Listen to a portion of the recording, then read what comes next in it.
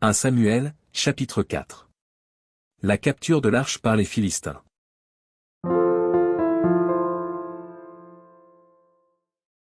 La parole de Samuel s'adressait à tout Israël. Israël sortit à la rencontre des Philistins, pour combattre.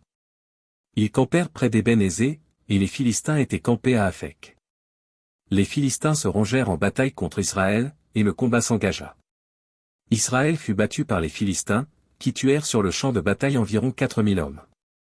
Le peuple rentra au camp, et les anciens d'Israël dirent, « Pourquoi l'Éternel nous a-t-il laissé battre aujourd'hui par les Philistins? Allons chercher à Silo l'arche de l'alliance de l'Éternel, qu'elle vienne au milieu de nous, et qu'elle nous délivre de la main de nos ennemis. » Le peuple envoya à Silo, d'où l'on apporta l'arche de l'alliance de l'Éternel des armées qui siègent entre les chérubins. Les deux fils d'Éli, Hophni et Phiné, étaient là, avec l'arche de l'alliance de Dieu. Lorsque l'arche de l'alliance de l'Éternel entra dans le camp, tout Israël poussa de grands cris de joie, et la terre en fut ébranlée. Le retentissement de ces cris fut entendu des Philistins, et ils dirent, « Que signifient ces grands cris qui retentissent dans le camp des Hébreux ?» Et ils apprirent que l'arche de l'Éternel était arrivée au camp. Les Philistins eurent peur, parce qu'ils crurent que Dieu était venu dans le camp. « Malheur à nous » dirent-ils, car il n'en a pas été ainsi jusqu'à présent. « Malheur à nous » Qui nous délivrera de la main de ces dieux puissants? Ce sont ces dieux qui ont frappé les Égyptiens de toutes sortes de plaies dans le désert. Fortifiez-vous et soyez des hommes, Philistins, de peur que vous ne soyez asservis aux Hébreux comme ils vous ont été asservis, soyez des hommes et combattez.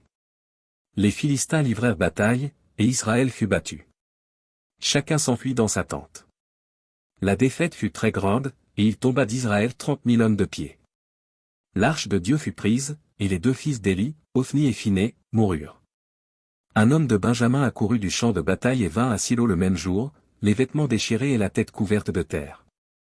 Lorsqu'il arriva, Éli était dans la tente, assis sur un siège près du chemin, car son cœur était inquiet pour l'arche de Dieu.